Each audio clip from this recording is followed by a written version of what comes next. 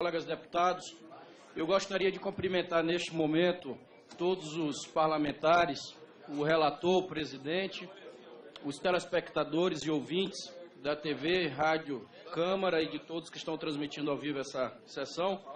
Dizer, nobre relator, que o PDT, nós respeitamos a sua posição e, apesar de respeitar, nós não concordamos e pedimos licença ao colega para que o partido apresente o seu voto em separado no que eu começo aqui a fazer a leitura.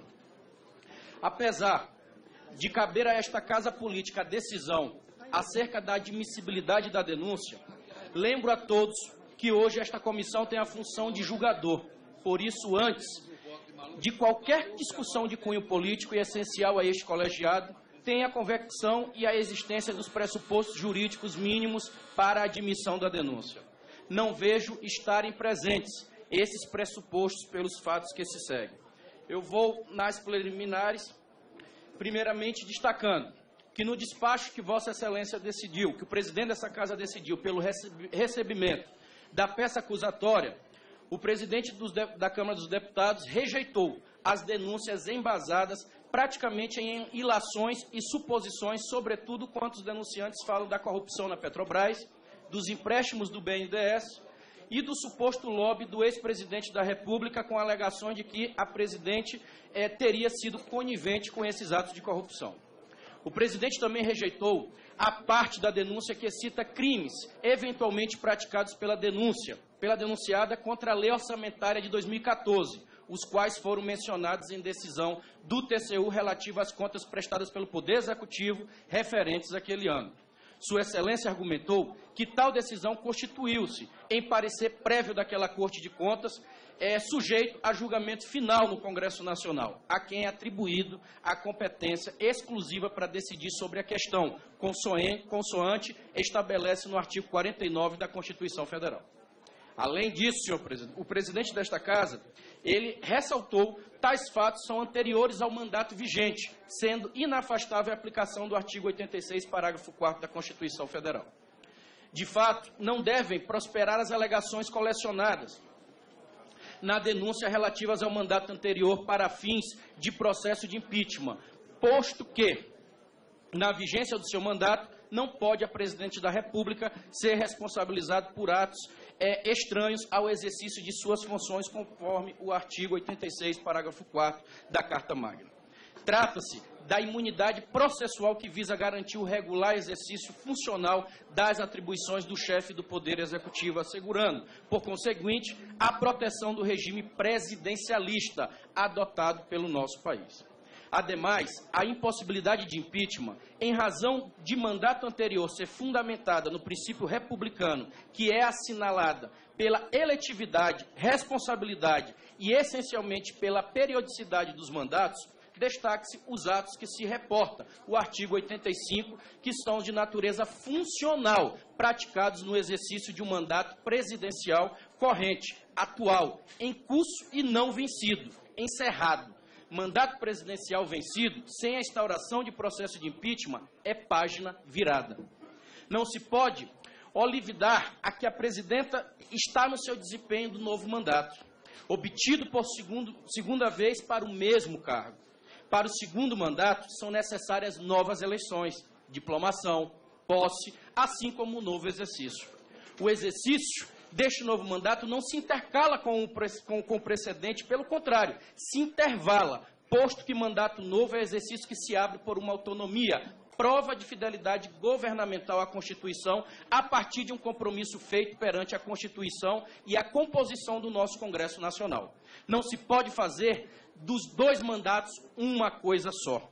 Diferentemente o que ocorre quando o eventual cometimento de infrações penais comuns de outra natureza, ainda não prescritos, a demandar o processo e julgamento sob formato jurídico, inconfundível com aquele concebido pela Constituição para que os crimes de responsabilidade do presidente da República. Sendo assim, ao adentrar no mérito, são desconsideradas as partes rejeitadas pelo presidente da Câmara quando do recebimento da denúncia. Antes, porém, cabe tecer considerações iniciais relativas à admissibilidade da denúncia. Antes, a indevida juntada aos atos da delação premiada do senador Delcídio não aguarda nenhuma relação fática ou jurídica com os fatos relatados nessa inicial.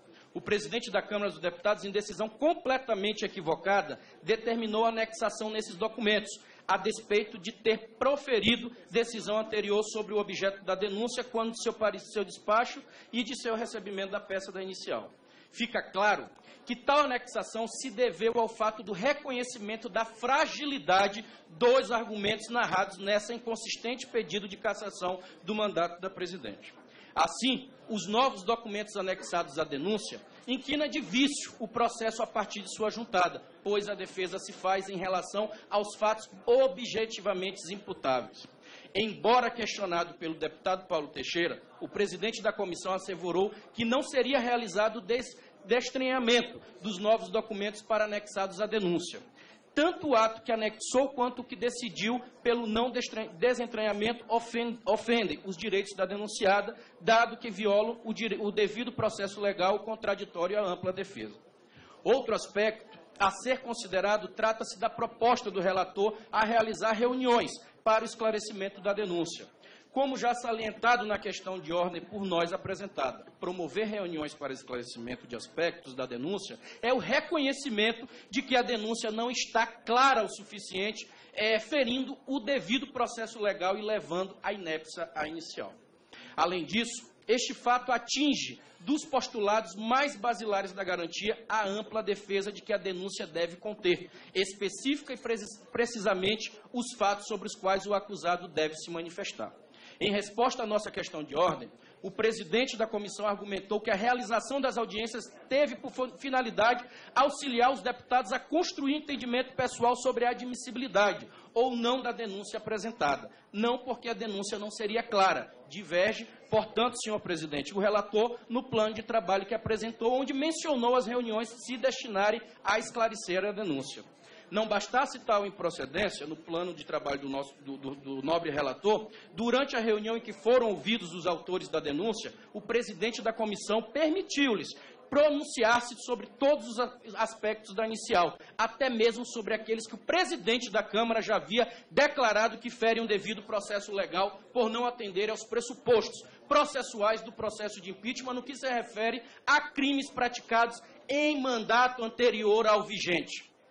Mais uma vez, o processo foi inquinado de vício, que gera a sua nulidade, sendo aplicáveis, neste caso, as normas do Código de Processo Penal, como a lei acessória do processo de impeachment, reconhecida por decisão do Supremo Tribunal Federal na DPF 378, ao recepcionar o artigo 38 da Lei 1079 de 1950. Do mérito. Tratando especificamente do mérito, considerando as partes das denúncias rejeitadas por decisão do presidente da Câmara dos Deputados, restam 2 atos alegados pelos denunciantes como caracterizados como crime de responsabilidades. Quais sejam? Primeiro, a edição de 6 decretos não numerados nos meses de julho e agosto, fundamentados nas leis 3.080/2015 e 3.015 de 2015, da Lei Orçamentária, da LOA.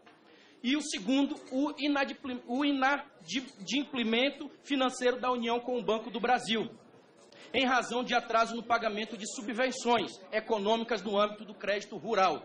Inadimplemento esse que se caracteriza como mútuo financiamento de operação de crédito para efeitos da responsabilidade fiscal. Quanto à primeira alegação, cabe esclarecer, inicialmente, que o crédito suplementar é instrumento que serve para atender políticas públicas já existentes na Lei Orçamentária Anual, mas que não possui dotações suficientes para serem executados. Além disso, a abertura de crédito suplementar por meio de decreto possui a expressa previsão legal e constitucional, não se verificando irregularidade quanto a esta questão. Assim, o artigo 4º da LOA autoriza o uso de decretos para garantir maior facilidade no manejo orçamentário em ações consideradas urgentes e essenciais, que não poderiam aguardar o trâmite legislativo para aprovação de um projeto de lei para tal finalidade. E mais, a abertura de crédito suplementar para as despesas obrigatórias constitui estrito cumprimento do dever legal da Presidente, sendo absolutamente inexigível conduta diversa. E mais, a esse respeito, na análise dos fatos concretos, cabe averiguar a real ilicitude dos atos praticados, eventual contrariedade ao direito dos atos atribuídos à denunciada. Assim, para essa contrariedade ao direito se materialize, a conduta típica não poderá ter sido praticada em decorrência do estrito cumprimento do dever legal. Tal situação jurídica se caracteriza como uma causa de justificação ou discriminante putativa, isto é, causa que transforma uma conduta em tese ilícita em comportamento lícito e adequado ao direito. Diante disso, cabe arguir, adiante da situação fática com que se deparou a denunciada, caberia a adoção de conduta diversa da empreendida, sem que violasse o interesse público, sem o prejuízo à ordem social e econômica. Em caso afirmativo, restaria configurada a tipificação da conduta, do contrário, estaria descaracterizada como ilícito. Analisando-se a situação concreta, percebe-se que a Presidente agiu em estrito cumprimento do dever legal ao editar os decretos para atender às despesas urgentes e essenciais, condutas que se exigiriam ao ocupante do cargo nas situações que se apresentaram. Vale lembrar que os decretos ao crédito suplementar e ações da LOA têm caráter autorizativo. Ele não aumenta o gasto, posto que o limite fiscal continua o mesmo. Ademais, permite que o Estado reprograme uma determinada política pública de acordo com uma possível mudança de cenário econômico e social, de forma a melhor atender o interesse público. Por fim, autorizar o gasto não significa que ele se efetivará, seja por motivos financeiros, como a falta de recursos, ou práticos, como ter destinado recursos para prejuízos, como enchente no ano de seca. Importante salientar que a abertura de créditos suplementares para atendimento de despesas discricionárias sequer expôs a risco o cumprimento da meta. Isso porque tais despesas estão condicionadas à disponibilidade de recursos para se concretizar. O governo contingenciou 80 bilhões em despesas discricionárias de 2015 e cumpriu a meta. Além disso, o TCU considerou adequado esse tipo de prática nos exercícios de 2001, 2009 e 2010. Some-se esse fato, tais suplementações não guardam qualquer relação com o atingimento da meta, já que não resultaram em um aumento de gasto. Não se pode olvidar o atingimento da meta e auferido em 31 de dezembro no exercício financeiro do que se refere à denúncia. A denúncia apresentada em outubro de 2015 alega o descumprimento da meta, antes mesmo do fim do exercício financeiro. E ao inserçar-se, repita-se, o governo cumpriu essa meta fiscal. Logo, resta totalmente infundada esta alegação dos denunciantes. Por fim, eu gostaria de passar direto ao voto, por conta do tempo, eu ainda tenho 2 minutos, e vou ler o meu voto separado, dizendo que é inadmissível que em um regime presidencialista, sob a égide de um Estado democrático de direito, situações episódicas de impopularidade de governo possam ensejar a perda de seu mandato, por faltar-lhes os atributos da legalidade e da legitimidade. Acusações desprovidas de gravidade extrema, incapazes de atingir os alicerces centrais da ordem jurídica democrática, poderiam resultar em abalos à estabilidade institucional que decorre do exercício do mandato presidencial. A denúncia está sendo processada com claras e indiscutíveis violações aos princípios constitucionais, especialmente ao devido processo legal, ao contraditório e à ampla defesa, posto que as denúncias são inconsistentes, juridicamente insustentáveis e de improcedência manifesta. Autorizar o início do processo de crime de responsabilidade, senhor presidente, embasado em denúncias, sem nenhum amparo constitucional ou jurídico, resultará em verdadeira ruptura da ordem jurídica democraticamente estabelecida, qualificará o verdadeiro e indisfaçável golpe de Estado. Será imperdoável tal ruptura constitucional após anos de luta por um Estado democrático de direito. Em face ao exposto, voto pela inadmissibilidade política e jurídica de tal acusação e pela não autorização da instauração do processo por crime de responsabilidade no âmbito do Senado Federal. Senhor presidente, eu encerro as minhas palavras dando esse meu voto em separado, pedindo aos eleitores do Maranhão, aos eleitores do Brasil, que nesse momento difícil que vive o povo brasileiro, a política, a crise não é em um partido, são em todos, Nós precisamos, aqui nessa comissão, discutir este debate. E a política lá no plenário teremos tempo. Acabou. Obrigado, deputado. Everton, com a palavra, o deputado Goulart, com prazo regimental de 15 minutos. Senhor presidente, senhores deputados, senhor relator,